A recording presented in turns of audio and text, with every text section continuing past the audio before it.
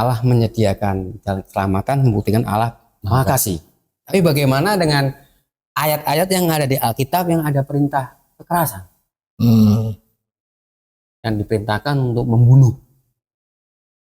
Jadi bangsa Israel, ya kan, dipakai Allah untuk masuk ke tanah perjanjian. Itu ada di situ ada bangsa Amori, ada bangsa Kanaan, ada bangsa Hewiyam, Het, ya kan, Amori. Tuhan perintahkan itu bangsa itu harus dibunuh semuanya.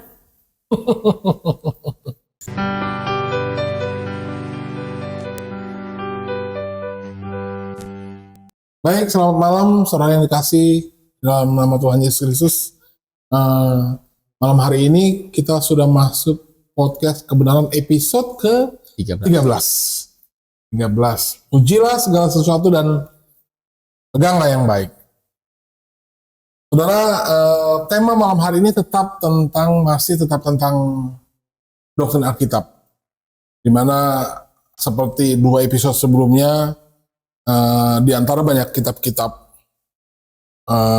di muka bumi ini, kita perlu menemukan mana kitab yang benar-benar dari Allah. Yeah. Dan untuk memastikan bahwa satu kitab itu benar-benar dari Allah, maka dia harus memiliki sifat-sifat ilahi yang cocok dengan sifat Allah. Ya, sifat Allah. Yang pasti adalah penulis dari kitab itu sendiri. Nah, sifat-sifat Allah yang episode sebelumnya kita sudah bahas, Allah yang Maha Tahu, Allah yang Maha Benar, Maha Suci. Maha Suci. Nah, sekarang kita akan bahas tentang sifat Allah yang satu lagi, yaitu Allah yang Maha Kasih. Ya. Allah yang Maha Kasih. Ini penting untuk kita bahas, karena kenapa? Karena sifat Allah ini, yang Maha Kasih ini harus ada di dalam Alkitab, menggambarkan tentang sifat Allah yang satu ini. Karena kenapa? Dia Allah yang Maha Suci, waktu dia menulis kitab, pasti tentu akan, di kitab itu tentu pasti akan menggambarkan sifatnya. Gitu. Seperti saya menulis surat. Kalau seorang sahabat yang biasa kenal saya tulis surat. Kalau sekarang mungkin sudah tidak ada surat lagi, maksudnya ketik WA saja. Dari ketik WA kita ketahuan, oh ini gaya penulisan si A. Gitu. Ini gaya penulisan si B. Kita paham betul kalau kita memang benar-benar dekat. Demikian juga Alkitab. Kita akan tahu gaya penulisannya seperti apa, karakter orang ini akan seperti apa. Dilihat dari metode penulisannya. Alkitab seperti itu juga. Baik saudara, sebelum kita mulai, tetap di sebelah kiri saya perkenalkan ada Pak Yus. Selamat malam Pak Yus. Malam Pak Riko. Tetap semangat. Amin. Puji Tuhan. Saya sendiri Pak Riko Chandra, dan ada narasumber kita yang dengan setia menemani kita selama ini, Pak Gembala Kurnia. Ya, baik. Selamat malam Pak Gembala. Selamat malam Pak Riko. Baik, sebelum memulai saya akan pimpin di dalam doa. Kita satu dalam doa. Tuhan, terima kasih, kami bersyukur kesempatan malam hari ini Tuhan, kami tetap ada untuk memberitakan kebenaran. Podcast kebenaran, biarlah Tuhan yang pimpin supaya acara malam hari ini bisa membentangkan kebenaran seluruh-seluruhnya, sehingga orang bisa mendengarkan acara ini dan orang bisa menemukan kebenaran dan hidup di dalamnya. Jiwanya bisa diselamatkan. Terima kasih Tuhan. Dalam nama Yesus kami mengucap syukur. Amin. Amin. Pujilah segala sesuatu dan peganglah yang baik. Saya berharap saudara menonton video ini tanpa skip, mulai dari awal sampai penghabisan, supaya Anda tidak salah menafsir, Anda tidak salah memahami. Baik. Satu hal lagi, kita akan bahas tentang sifat Allah yang Maha Kasih. Kurnia, ya. Allah yang Maha Kasih. Ini justru sangat menarik. Kalau bicara tentang kasih, Pak, seharusnya Allah ini baiknya luar biasa. Tidak ada kasih yang lebih daripada Allah yang ada di dalam Alkitab. Kalau ada Allah yang lebih kasih daripada Alkitab, berarti Alkitab ini gugur. Betul. Karena ternyata dia tidak Maha Kasih. Iya. Gitu ya Pak Yus ya.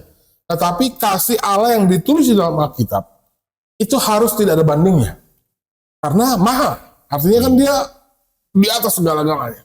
Dan juga bisa dirasakan oleh semua manusia. Nah, kasihnya harus melingkupi semua manusia. Jadi akses oleh semua manusia. Iya. Nah, bicara tentang sifat Allah yang Maha Kasih ini, menurut saya sangat menarik. Karena kenapa? Persepsi manusia tentang kasih sebenarnya adalah yang baik-baik gitu loh. Tidak bersifat keras, eh, selalu mengalah kan gitu. Pokoknya yang super super super enak itu yang manusia tuntut, Pak. Lalu tentang sifat Allah yang Maha Kasih ini, kalau kita lihat dari Alkitab, sebenarnya kita bisa lihat Allah yang juga bukan kasih, tetapi menghukum malah. Gitu. Bagaimana cara melihat Allah yang Maha Kasih sementara Dia sudah menyediakan hukuman buat semua manusia? Kita bicara tentang hukuman ini, oke, let's say kita bilang bukan hukuman yang terjadi di dunia, karena itu bisa segera hilang. Tetapi neraka ini kan memang diciptakan kekal. Tidak ada satu orang pun bisa masuk ke situ dan akhirnya dia keluar, kan gitu. Dia bakal selama-lamanya. Nah, bagaimana dengan sifat Allah yang Maha Kasih ini sementara Dia sudah menyediakan neraka untuk manusia yang menentang Allah, begitu. Berarti kan sifat Allah yang Maha Kasih ini bisa gugur karena ada neraka. Ada neraka ini. Berarti kata tidak teraplikasi lah ya. Iya, iya kan sifatnya Maha Kasih. Seharusnya Maha Kasih ini kalau salah juga ya diampuni aja gitu loh. Meskipun dosanya sebanyak apapun ya diampuni karena Maha Kasih. Tapi Dia justru Allah menciptakan neraka untuk manusia yang tidak menerima Dia. Bagaimana kita bisa menjelaskan itu, Pak Gembala? Ya, jadi memang kalau kita cari jumlah kata neraka sama kata surga, memang banyakkan kata neraka Di dalam Alkitab. Alkitab. Jadi kalau membaca Alkitab kemudian nggak percaya ada neraka, heran juga gitu. Ya, jadi begini, itu tidak adanya neraka itu tidak menggagalkan kasih Allah Atau sifat Allah ya. atau sifat Allah. Kenapa? Karena justru Alkitab itu sungguh nampak jelas bahwa Allah yang digambarkan di dalam Alkitab, yang dijelaskan dalam Alkitab itu Maha Kasih. Kan Adam dan Hawa waktu diciptakan kan tanpa dosa. Dia berdosa, melanggar hukum Allah. Dia yang memberontak. Kan begitu? Dia yang melawan Allah. Harusnya, gitu. Kalau Allah memang tidak Maha Kasih, maka Allah tidak perlu menyiapkan cara untuk menyelamatkan manusia. Amin. Tetapi kan ini hanya Alkitablah yang memberi jelas bahwa Allah ini membuktikan Dia mengasihi manusia dengan memberikan jalan keselamatan untuk manusia. Itu kan bukti kasih Allah kepada manusia. Orang berdosa sebenarnya kan nggak ada pilihan lagi selain masuk neraka, kan hukuman. Gitu. Kalau misalnya di dunia ini tidak ada penjara, gitu kan. Kira-kira bagaimana? Gitu. Hancur kan gitu. Hancur. Apa tuh moralnya udah nggak karuan. Kalau nggak ada penjara kan susah, gitu kan. Kejahatan kan bagaimana? Gitu. Jadi adanya penjara itu kan tidak melanggar kasih kan gitu. Karena itu memang tempat hukuman, gitu. Yang pas untuk orang yang bersalah. Nah, neraka itu adalah tempat yang pas untuk orang yang sudah berdosa. Jadi yang sebenarnya ketika Adam dan Hawa berdosa, itu tempat yang pas itu adalah sudah masuk neraka. Kalau dia tidak berdosa, kan gitu, tidak melanggar hukumnya itu, hukum Allah, maka kan dia tidak perlu masuk neraka. Ya kan? Kan dia nggak berdosa. Nah, tetapi sekarang mereka berdosa dan sudah harus masuk neraka. Nah, kasihnya Allah di sini nih, orang manusia yang sudah harusnya masuk neraka masih dikasih kesempatan jalan untuk masuk surga. Caranya bagaimana? Caranya itu adalah juru selamat itu dijanjikan untuk menjadi penanggung hukuman dosa manusia. Nah, jadi manusia itu sekarang setelah ada janji juru selamat yang Allah akan kirim untuk menanggung hukuman dosa manusia, sekarang manusia itu ada pilihan. Yang tadinya akan masuk neraka atau bisa masuk surga. Ini karena Allah masih mengasihi manusia. Seharusnya semua masuk neraka. Seharusnya masuk neraka. Semua manusia. Semua manusia. Karena dosa itu. Karena dosa itu. Kan begitu. Nah, jadi kasih Allah itu di situ. Nah, kalau iman dari banyak orang yang di dunia ini, orang mau masuk surga itu kan usahanya manusia. Tidak ada aksi Allah. Jadi manusia yang mengandalkan usahain, gitu. Manusia yang bikin jalan itu. Tapi Alkitab mencatat Allah memberikan jalan. Allah yang memberikan jalan. Karena nah disinilah letak bahwa ada nyata kasih Allah kepada manusia. Aplikasi kepada kita juga, Pak ya. Ya kan? Itu nyatanya. Maka ayat yang paling terkenal itu kan yang sering dibaca oleh kita jadi ayat hafal kan Yohanes 3 ayat 16. Karena begitu besar kasih Allah akan dunia ini sehingga ia mengaruniakan anaknya yang tunggal. Bahwa setiap orang yang percaya kepadanya tidak binasa melainkan beroleh hidup yang kekal. Nah, jadi nyata, ada bukti nyata Allah itu mengasihi manusia dan kita bisa membaca bukti nyata itu ya di dalam Alkitab. Nah ini Pak, sekarang bagaimana dengan peristiwa yang dicatat di Alkitab? Kan Allah katanya maha kasih. Ya. Tapi Alkitab mencatat ada peristiwa air bah. Ada peristiwa Sodom dan Gomora. Yang dibumi hanguskan dengan api belerang dari langit. Terus kemudian air sebelum Sodom dan Gomora air bah. Manusia di bumi hanguskan juga. Apakah juga tidak membuktikan Allah maha kasih, Pak? Kan seharusnya Allah tidak lakukan itu. Bertentangan malah. Bertentangan. Misalnya begini, kita punya motor, dicuri orang, gitu kan? Motor itu dicuri orang. Maunya kita ini, biar penjahat itu diapain? Dihukum. Hah? Dihukum? Ya. Nggak mengasihi dong. Gimana? Kan enggak kan gitu. Nah, jadi Tuhan menghukum Sodom dan Gomora, kemudian air bah. Itu kan sifat adilnya harus menghukum. Gitu. Berarti boleh saya tangkap, berarti sifat kasih Allah ini tidak boleh bertentangan dengan sifat yang maha adil gitu, Pak. Betul. Jadi neraka tadi yang kita bicarakan itu juga adalah bagian dari Allah maha adil. Jadi dosa harus dihukum. Kan gitu. Itu bagian dari adil. Ya kalau misalnya motor kita dicuri orang, kita kan otomatis kita lapor polisi kan? Kan gitu. Nah, kalau ketangkap, maka kita itu maunya itu dihukum kan? Seperti itu. Apakah kemudian kita jadi nggak mengasihi? Tidak. Kan tidak. Nah itu ada konsekuensi dari dosa yang harus dijatuhin hukuman. Seperti itu. Oh kalau Sodom dan Gomora itu kan dosanya waktu Tuhan komunikasi dengan Abraham itu kan itu mau dihukum begitu. Tuhan katanya sudah mendengar banyak keluh kesah tentang Sodom dan Gomora ini. Gitu. Faktanya kita tahu waktu Lot itu kan ada kedatangan malaikat tamunya itu kan. Nah orang Sodom bisa bayangkan itu mau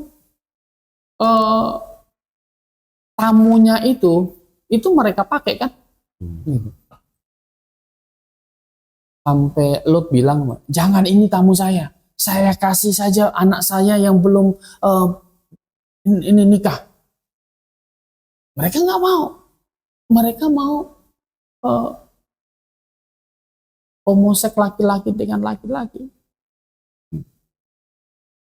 Dan banyak kejahatan yang lain tentu. Sehingga kota itu menjadi peringatan tentang Allah adil akan menghukum dosa. Dijatuhkan hujan api dan belerang dari langit. Dan tidak ada di dunia ini belerang yang seperti di Sodom dan Gomora. Tidak ada. Nuklir dari langit langsung itu. Itu hanya ada di situ saja. Berarti boleh dipahami begini Pak ya.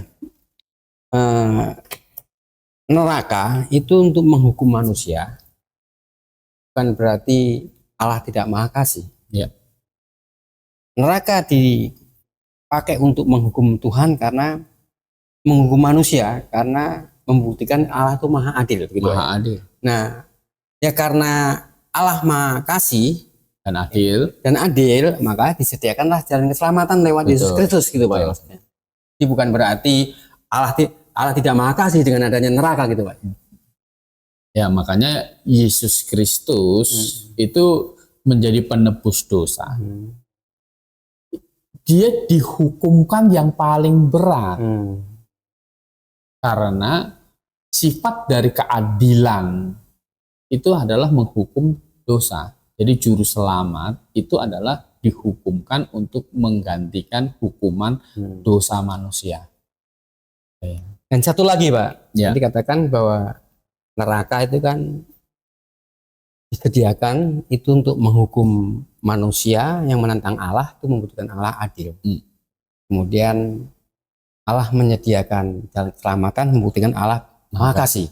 Tapi bagaimana dengan ayat-ayat yang ada di Alkitab yang ada perintah kekerasan? Yang diperintahkan untuk membunuh. Nah, jadi bangsa Israel, ya kan, dipakai Allah untuk masuk ke tanah perjanjian. Itu di situ ada bangsa Amori, ada bangsa Kanaan, ada bangsa Hewi, Het, ya kan, Amori. Tuhan perintahkan itu bangsa itu harus dibunuh semuanya. Ya kan? Nah, dengan perintah Tuhan untuk membunuh ini kan kekerasan Pak. Apa tidak mengasihi gitu ya? Kan berarti apa tidak mengasihi ini? Kejam ya. Kejam lah. Tapi memang sebenarnya ada banyak cerita-cerita di Alkitab yang saya lihat sebenarnya kalau ditarik secara literal sepertinya Tuhan nggak ada kasih kesempatan sama orang-orang tersebut gitu. Karena justru memang beberapa kali Tuhan perintahkan beberapa bangsa atau suku yang bahkan harus ditumpas sampai habis. Tidak ada boleh sisa. Lalu bagaimana dengan sepertinya Tuhan nggak menawarkan kasih sedikit pun sama mereka, gitu loh. Kalau melihat dari sejarah penulisan Alkitab ini, sepertinya seperti itu. Lalu ini sering dipakai bahwa contoh ada ayat juga, bukan hanya itu, ada banyak ayat yang gigi ganti gigi, mata ganti mata, ya kan gitu. Kalau ada yang yang menyerang bunuh, kan gitu. Itu nggak menggambarkan kasih Allah yang sepertinya maha. Saya bilang garis bawah itu maha kan berarti nggak ada tandingan. Kira-kira bagaimana kita bisa menjelaskan hal ini? Mungkin ayat yang dimaksud Pak Yus tadi dibaca dulu. Mana Pak? Ulangan 20 ya? Ya, Ulangan 20 ayat 16 sampai 18. Tetapi dari kota-kota bangsa-bangsa itu yang diberikan Tuhan Allahmu kepadamu menjadi milik pusakamu. Janganlah kau biarkan hidup apapun yang bernafas, melainkan kau tumpas sama sekali. Nggak ada sisa nih. Yakni orang Het, orang Amori, orang Kanaan, orang Feris, orang Hewi, orang Yebus, seperti yang diperintahkan kepadamu oleh Tuhan Allahmu, supaya mereka jangan mengajar kamu berbuat sesuai dengan segala kekejian yang dilakukan mereka bagi Allah mereka, sehingga kamu berbuat dosa kepada Tuhan Allahmu. Ya. Jadi ini sebenarnya ada alasan tersendiri kenapa Tuhan berkata tentang orang-orang Het, orang Amori, orang Kanaan, orang Feris, orang Hevi ini, gitu.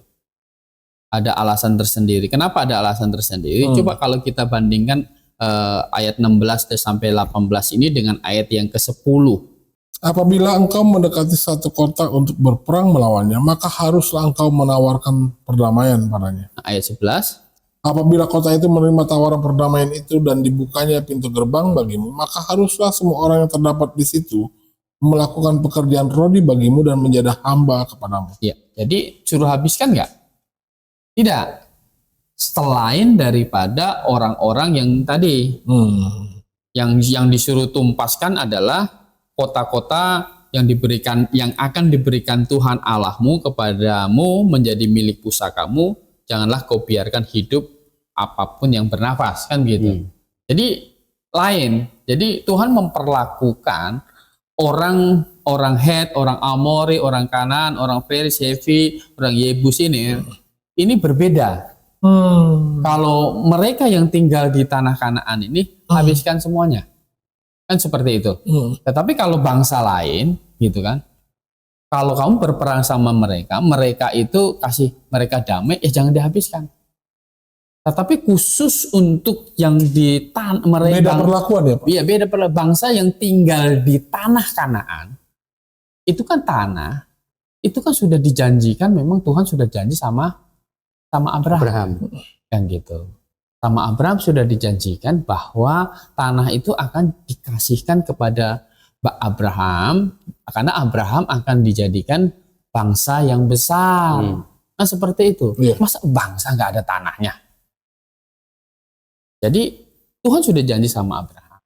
Nah, lagian ada cerita orang Hevi, orang Het, orang Amori ini, orang Kanaan ini tidak boleh dilepaskan dari Kejadian. Coba kita baca Kejadian.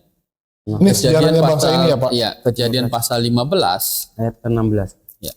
Nah, ini Abraham ini dikasih kasih tahu tentang masa depan yang akan terjadi, tentang keturunannya nih. Ayat 12 sampai dengan ayat 16. Coba dibaca. Menjelang matahari terbenam, tertidurlah Abraham dengan nyenyak. Lalu turunlah meliputinya gelap gulita yang mengerikan. Firman Tuhan kepada Abram, ketahuilah dengan sesungguhnya bahwa keturunanmu akan menjadi orang asing dalam suatu negeri yang bukan kepunyaan mereka, dan bahwa mereka akan diperbudak dan dianiaya 400 tahun lamanya. Ya, itu nanti digenapi ketika orang Israel keluar dari Mesir. Ini masih nubuatan ya Pak di zaman Abraham ya. Karena waktu itu aja Abraham belum punya anak, sudah ada bangsa katanya. Tetapi bangsa yang akan memperbudak mereka akan kuhukum, dan sesudah itu mereka akan keluar dengan membawa harta benda yang banyak. Tetapi engkau akan pergi kepada nenek moyangmu dengan sejahtera, engkau akan dikuburkan pada waktu telah putih rambutmu. Tetapi keturunan yang keempat akan kembali ke sini, sebab sebelum itu kedurjanan orang Amori itu belum genap. Ya, jadi Abraham itu dikasih tahu bahwa keturunannya itu ada 430 tahun nanti di Mesir. Gitu. Nanti setelah itu akan kembali ke Kanaan lagi. Tanah Kanaan. Dan dalam tempo waktu 430 tahun itu rupanya pas dengan Tuhan mau menghukum orang Amori. Karena kedurjanaan itu. Jadi Israel itu menjadi instrumen dari Tuhan untuk menghukum orang Kanaan. Kan Tuhan kan maha adil. Sama seperti kalau dia menghukum Sodom dan Gomora, itu tidak pakai apa-apa, langsung turunkan api dari langit. Waktu zaman Nuh pakai air batra. Kalau air bah. Zaman kedurjanaan orang Amori ini dia pemakai bangsa Israel. Instrumennya bangsa Israel. Kan begitu. Dan ada janji sama Abraham kan bahwa tanahnya akan dikasih. Maka kata Tuhan itu habiskan semuanya. seperti tadi. Nah, kenapa kedurjanaan model apa sih yang dilakukan oleh orang Amori ini? Coba kita buka Keluaran 23. Sampai Tuhan marah betul ya Pak. Keluaran 23 ayatnya 24 ini. Janganlah engkau sujud menyembah kepada Allah mereka atau beribadah kepadanya. Ini ayat 23 yang mereka biar tahu itu. Ya, oke. Sebab malaikatku akan berjalan di depanmu dan membawa engkau kepada orang Amori, orang Het, orang Feris, orang Kanaan, orang Hewi, dan orang Yebus, dan aku akan melenyapkan mereka. Jangan engkau sujud menyembah kepada Allah mereka atau beribadah kepadanya, dan janganlah engkau meniru perbuatan mereka, tetapi haruslah engkau memusnahkan sama sekali patung-patung berhala buatan mereka, dan tugu-tugu berhala mereka haruslah kau remukkan sama sekali. Ya, jadi mereka ini katanya sujud menyembah Allah mereka. Jangan kamu meniru perbuatan mereka. Kan gitu. Menyembah berhala itu kenapa Tuhan sangat marah? Karena kan itu sangat menghina Tuhan. Kenapa menghina Tuhan? Karena Tuhan sang pencipta langit dan bumi itu kemudian dibentuk jadi patung. Nah, inilah Tuhan pencipta langit dan bumi bisa dibuat oleh tangan manusia. Kan seperti itu. Itu adalah penghinaan. Nah, jadi kemudian boleh dikata dia melawan 10 perintah Allah yang diterima oleh Musa gitu Pak. Ya, Bangsa-bangsa ini ya. Bangsa-bangsa ini, dan kemudian bangsa-bangsa ini kan bikin Allah-Allah, bikin Allah-Allah lain. Dan coba kita lihat di ini Imamat 18, ini apa lagi? Dosa yang lain lagi nih Pak. Jadi di samping ini mereka ini dalam orang Kanaan ini dalam mempersembahkan kepada dewa-dewanya itu kadang mereka mempersembahkan anak mereka. Gitu. Ayat yang berapa Pak? Kalau kita membaca Imamat, coba Imamat.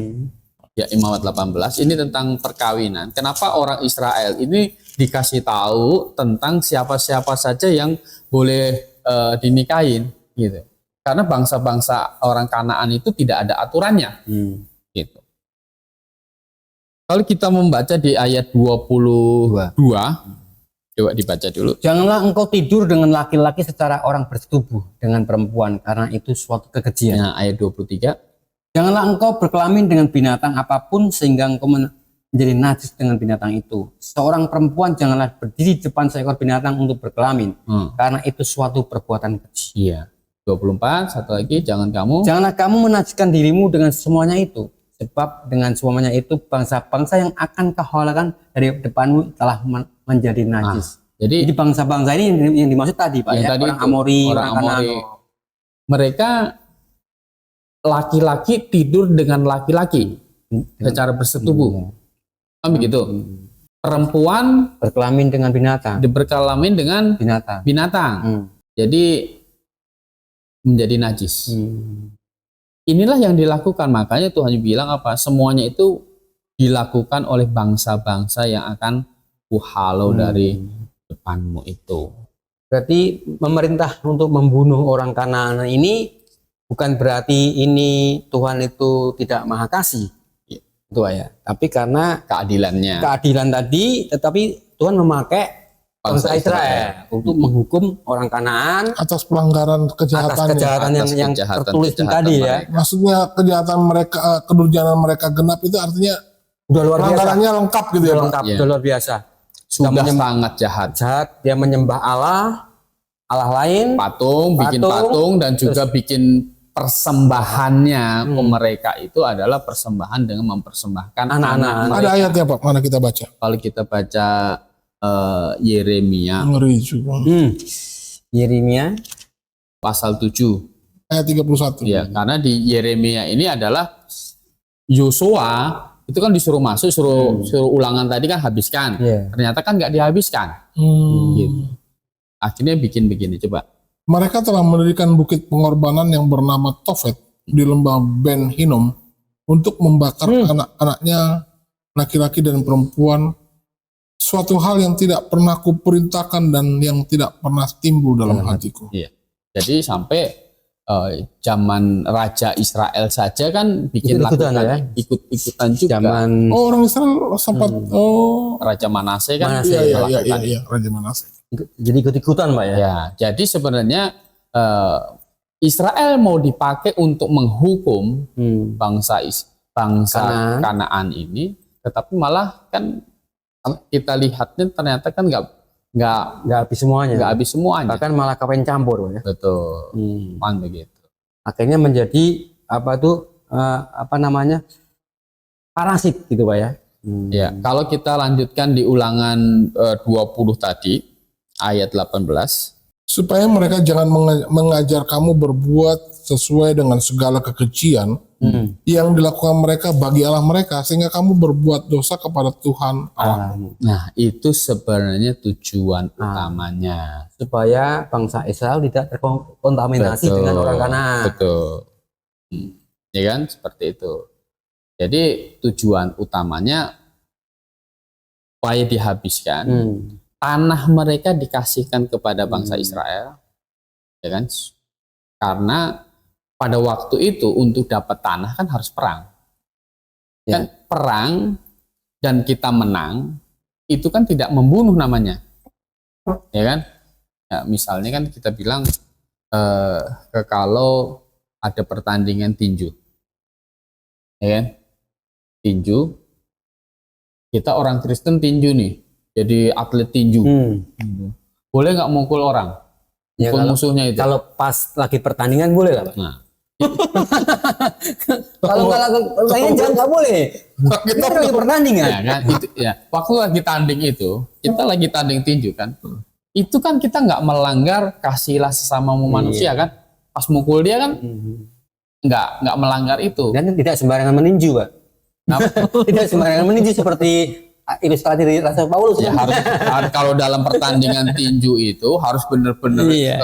kena supaya KO kan iya, begitu. betul. Nah itu tidak melanggar hukum Allah iya. kan begitu. Nah demikian juga ketika Perang Pak ya. perang gitu. Israel suruh menghabiskan itu tidak melanggar hukum jangan membunuh. Gitu. Memang hukum perang kan seperti itu. Pada waktu Kalau itu nggak dibunuh, Iya. dibunuh. Iya begitu kan perebutan wilayah. Iya. Kalau menang perang ya kita dapat wilayahnya. Itu kan bukan kejahatan, kan perang, begitu. Itu kan bukan curi. Nah, kita bangsa lawan bangsa berperang, yang kalah akan memberikan tanahnya, kan seperti itu. oh, Hukum berarti perang kan seperti itu. kalau begitu apa namanya pemahamannya, Kan zaman Majapahit juga begitu. iya,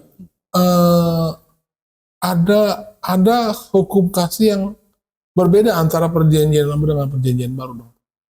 Karena kalau perjanjian lama kan begitu tadi, ya mau kuasai tanah ya perang. Iya, kan bangsa. Kan Israel kan bangsa. Iya. Sementara kalau jemaat lokal ini kan bukan bangsa. Di jemaat lokal tidak boleh begitu. Iya tidak boleh. Kita kan nggak disuruh perang. Kita kan jemaat ini kan bukan bangsa. Ya kalau negara perang, gitu kan orang Kristen jadi tentara ikut, nggak apa-apa, nggak salah begitu. Tetapi kalau gereja, ini gereja nih mau merebut, memperluas tempat gereja itu perang dengan sebelah ya kalau nggak boleh, gitu kan. Oh gitu ya Pak ya. Ya karena memang kelihatan memang apa namanya saya lihat ada peningkatan moral yang apa namanya yang terlihat jelas di perjanjian lama dengan perjanjian baru. Ya jadi tambahan sedikit Pak Riko. Jadi itu kan itu Tuhan untuk menghukum. Iya, oke. Tuhan juga mau kasih wilayah karena kan janjinya kepada Abraham kan begitu. Maka disuruh seperti itu. Dan kita tahu bahwa ayat itu adalah situasional untuk bangsa Israel. Bukan untuk kita praktekkan Pak ya. Bukan kita praktekkan. Makanya kan kita orang Kristen mana ada jadi teroris. Hanya untuk Israel Pak. Iya kan bunyinya kan untuk masuk ke situ. Dan yang disebutkan yang mesti dihabiskan kan tertentu saja kan. Tidak semuanya Pak ya. Tidak semuanya. Gitu. Kan bangsa-bangsa di tanah Kanaan saja. Apa yang mendasari pilihan Allah terhadap Abraham yang akhirnya melahirkan suku bangsa Israel? Kenapa Tuhan memilih Abraham? Apakah hanya Tuhan saja yang benar? Hanya Tuhan saja. Hanya Abraham saja yang benar? Lantas bapak-bapak yang lain pada zaman generasi Abraham tidak benar sehingga Tuhan hanya pilih Abraham, lalu keluarlah satu bangsa Israel. Tuhan pilih bangsa Israel. Kenapa nggak bangsa lain? Ya toh nyatanya juga Israel berdosa juga kan, kan gitu. Bicara tentang apa namanya, Tuhan memilih karena mereka bangsa yang apa namanya kita bilang bangsa yang the best lah. Kenyataannya Israel juga melanggar perintah Tuhan. Dasar apa Tuhan menentukan pilihan terhadap Abraham terhadap Israel? Ya, kalau janji kepada Israel kan memang sudah terucap kepada Abraham kan. Oke. Nah, pemilihan Tuhan kepada Abraham itu adalah Abraham memang terbukti sangat mengasihi Tuhan. Saat diuji untuk mempersembahkan anaknya Ishak, dia mau. Nah, sebelum dia diuji itu, bisa bayangkan, Abraham itu disuruh meninggalkan tanah kelahirannya untuk nanti pergi ke satu tanah, diberikan tanah yang dia sendiri belum pernah pergi dan dia taat. Makanya kan nggak salah kalau Abraham Bapak orang itu percaya. disebut bapak orang percaya, bapak orang beriman. Luar biasa sekali gitu. Kenapa pilih Abraham? Ya karena Abraham yang terbaik lah dari di zamannya pada waktu itu. Meskipun Abraham sekalipun Alkitab mencatat dia pernah bikin kesalahan juga. Betul. Tetapi dibandingkan orang zaman dia, Abraham yang terbaik. Samalah dengan ketika kenapa Tuhan Yesus kok dilahirkan oleh Maria. Maria itu di zamannya dialah pasti yang terbaik. Tuhan pilih itu. Dan terbukti kan ketaatannya. Seperti itu. Berani membayar harga, resiko. Gitu. Nah, dengan Abraham juga, dalam perjalanan hidup Abraham kan kita tahu. Bisa bayangkan betapa berimannya dia sudah mempersembahkan Ishak. Nah, nanti Ishak itu untuk mendapatkan istri. Abraham kan pesan kepada hambanya Eliezer. Dia sudah tua. Coba kamu carikan dia istri nih. Tapi awas. Jangan Ishak ini dibawa. Gitu. Kamu pergi ke sana cari. Kenapa? Karena Abraham ini tidak mau Ishak kembali lagi ke tanah nenek moyangnya. Yang Abraham tinggalkan kan gitu. Nah, jadi saking Abraham beriman memang ini tanah nanti Tuhan kasih. Dan kita ini Tuhan akan bikin kita bangsa yang besar. Walaupun sampai hari matinya Abraham kan belum jadi bangsa. Iya, betul. Tetapi dia percaya itu. Itulah salah satu kenapa Tuhan pilih dia. Dan yang paling pas hanya dia. Nah, perjanjian ini sudah diucapkan Tuhan kepada Abraham. Pilihan Tuhan jatuh kepada Abraham. Ya, keturunannya kemudian kan tergap-terpuk. Keras kepala, Pak. Itu tidak merubah pilihan Tuhan. Seperti itu. Ya, begini Pak. Kan di Pak Kurnia jelaskan bahwa Allah perintahkan kepada bangsa Israel untuk memusnahkan orang Kanaan. Ini bukan berarti Tuhan tidak makasih karena Tuhan memakai bangsa Israel untuk menghukum orang Kanaan. Betul. Kan? Nah, pertanyaan saya lagi, tidak hanya di perjanjian lama untuk apa tuh mengisahkan kekerasan, tapi di dalam perjanjian baru pun juga ada perintah yang sepertinya ini kekerasan, Pak. Matius pasal 10. Matius pasal 10 ayat 34. Ini yang sering juga dipakai oleh di luar kekristenan bahwa Alkitab juga mengajarkan kekerasan ini. Salah satunya ya ini ayat ini dipakai. Hmm. Ayat. Matius 10 ayat 34. Ini perkataan Yesus sendiri malah bahkan. Jangan kamu menyangka bahwa aku datang untuk membawa damai di atas bumi. Aku datang bukan untuk membawa damai, melainkan pedang. Nah ini. Jadi kan kalau dilihat pedang ini kan Yesus bawa pedang. ini sudah apa, langsung di benak kita ini pedang ini alat untuk apa ini? Kan alat untuk membunuh. 35-nya lagi tuh Pak. Ya. Sebab aku datang untuk memisahkan orang dari ayahnya, anak perempuan dari ibunya, menantu perempuan dari ibu mertuanya. Bikin ribut orang. Nah, ini. Karena Yesus bawa pedang. Justru ayat inilah yang sering diluarkan ini dipakai. Oh enggak, kekristenan juga mengajarkan kekerasan. 36 coba baca lagi Pak biar lengkap 36 coba. Dan musuh orang ialah orang-orang seisi rumahnya. Iya. Kacau jadi. Nah ini dari Matius, di Lukas pun juga ada. Ya, jadi begini, nomor satu kita mengerti bahwa kata pedang ini bukan fisik pedang. Ya, karena kan Tuhan Yesus kan tidak bawa pedang. Kan gitu. Ini boleh dikata apa? Meta apa? Personifikasi. Ya, ini Perumpamaan, adalah perumpamaan gambaran begitu. Jadi kita tahu ini bukan pedang yang dibawa pedang, gitu. Bukan fisik pedang tajam. Pedang apa ini rupanya Pak? Ya ini adalah satu gambaran bahwa Tuhan Yesus itu bisa menggambarkan tidak semua orang akan terima dia. Kan begitu. Karena Petrus saja kan motong kupingnya si Malkus itu sambung lagi. Gitu. Tuhan larang ya. Tuhan larang. Ya kan? Nanti dia pakai pedang suruh sarungkan. Karena Tuhan bilang apa? Nanti yang kamu pakai pedang itu nanti matinya pakai pedang. Kan begitu. Jadi suruh sarungkan. Jadi pedang ini jangan bikin orang Kristen harus bawa pedang kemana-mana. Berarti pedang ini apa tuh? Perumpamaan. Ya, ini istilahnya gambaran pemisahan lah. Kenapa? Karena diterangkannya itu ayat 37 sampai dengan 39. Barang siapa mengasihi bapa atau ibunya lebih daripadaku, ia tidak layak bagiku. Dan barang siapa mengasihi anak laki-laki atau perempuan lebih daripadaku, ia tidak layak bagiku. Barang siapa tidak memikul salibnya dan mengikut aku, ia tidak layak bagiku.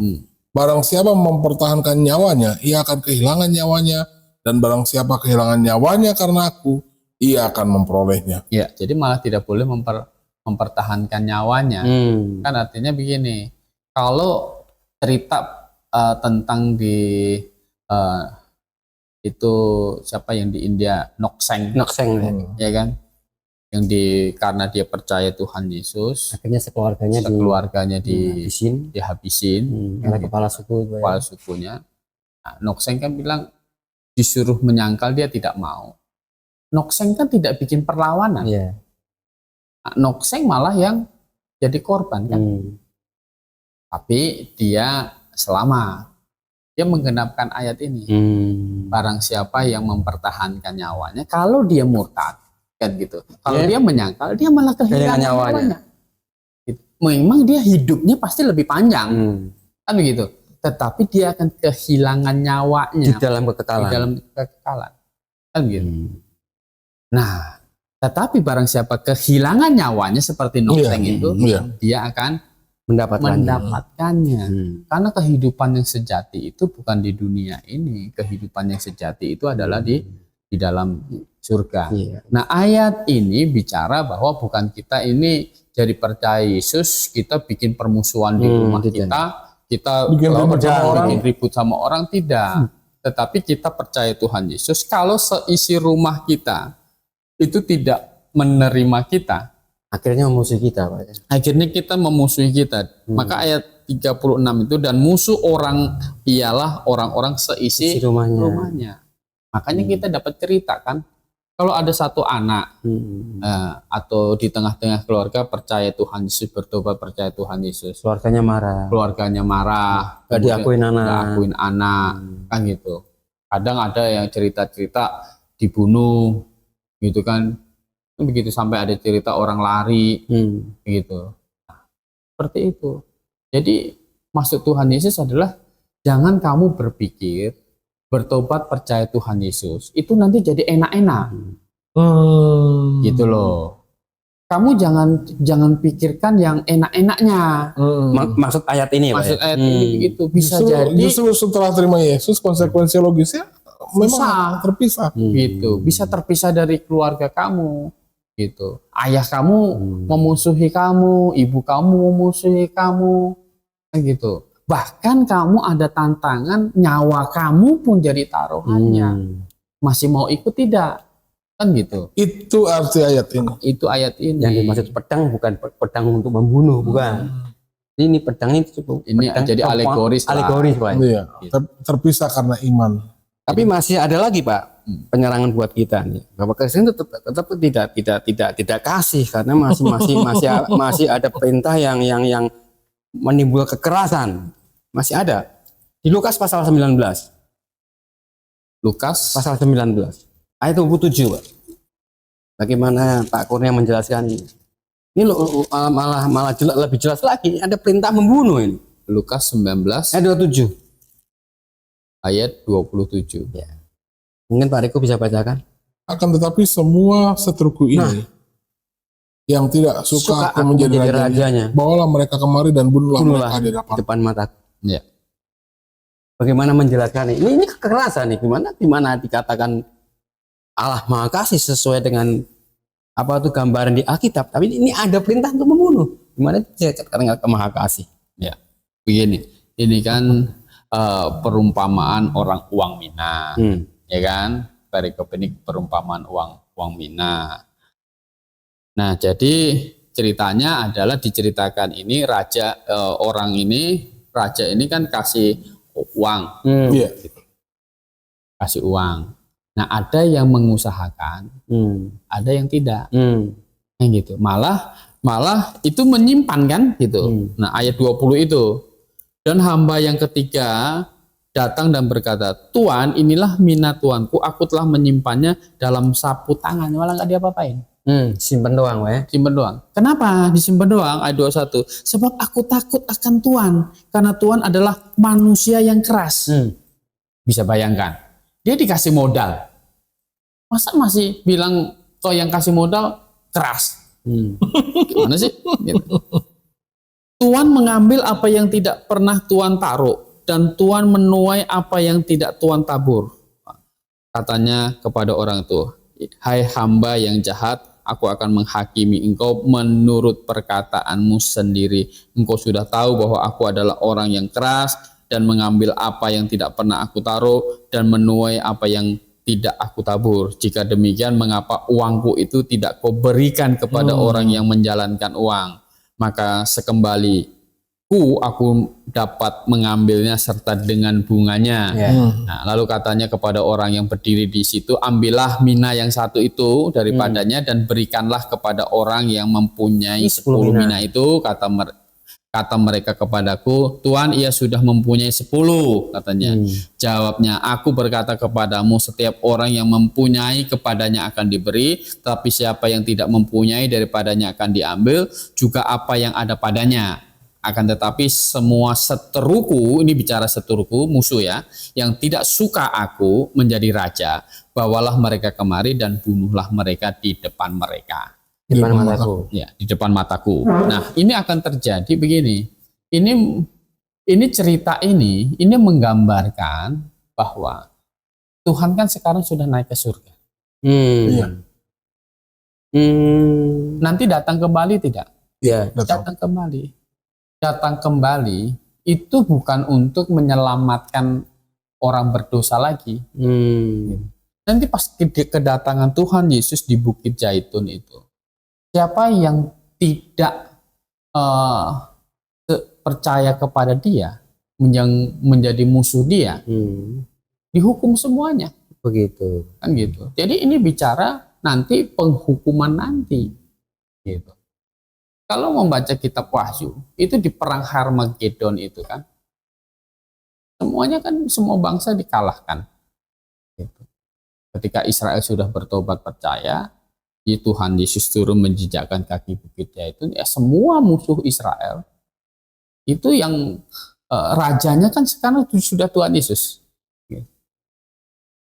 Itu dihukum semuanya, gitu. Sebagian nanti dilemparkan ke dalam lautan api, begitu. Jadi aku ayat ini akan tetapi semua seteruku itu yang tidak suka aku menjadi raja, bawalah mereka kemari dan bunuhlah, begitu. Ini kan musuh, gitu. Jadi ini juga adalah Tuhan nanti datang di Bukit Zaitun itu menghukum orang, menghukum dosa. Orang yang tidak percaya sama dia itu dihukum, gitu. Jadi maksudnya bunuhlah ini maksudnya ini akan dihukum gitu, Akan Pak? dihukum, gitu. Ini hukum. Dia sudah jadi raja. Nah, jadi supaya kita manusia ini tidak menerima penghukuman, maka harus menerima kasihnya dia, kan gitu. Jadi kalau kita tidak mendapatkan kasih, tidak menerima kasih Allah, kita itu akan mendapat murkanya. Kan adil dan kasih itu kan adalah sifat Allah, tidak bisa dibuang salah satunya. Dan juga kudus ya Pak. Dan kudus. Jadi adil itu harus menghukum dosa, harus. Jadi kalau kita tidak menerima kasih Allah yang sudah diberikan kepada kita, Yohanes 3 ayat 16, Allah karena begitu besar kasih Allah akan dunia ini, hingga ia mengaruniakan anaknya yang tunggal, manusia menolaknya, maka akan mendapatkan murka Allah. Ayat ini adalah menekankan bahwa kalau kamu nggak menerima kasihnya, kamu akan dapat murka, akan dihukum. Berarti memang kasihnya Allah dengan adilnya Allah ke semua orang. Ke semua. Betul ya Pak? Betul. Tanpa kecuali. Tanpa kecuali. Artinya dalam sisi kasih, bicara tentang kasih artinya Allah menawarkan jalan keselamatan untuk setiap orang ya Pak. Ke semua bangsa. Ke semua bangsa. Tetapi Allah juga akan menghukum karena kasihnya yang ditolak. Ya. Begitu ya Pak? Betul. Allah menghukum tentu turut dengan sifat Allah yang lain, yaitu keadilannya. Kira-kira begitu ya Pak. Jadi memang sifat Allah ini jangan dilepas satu-satu. Kita mau dapetin sifat Allah yang kasih, maha kasih, tapi kita lupa sama sifat Allah yang lain. Ya, di Alkitab itu dituliskan semuanya. Di Alkitab itu nampak semua sifat Allah.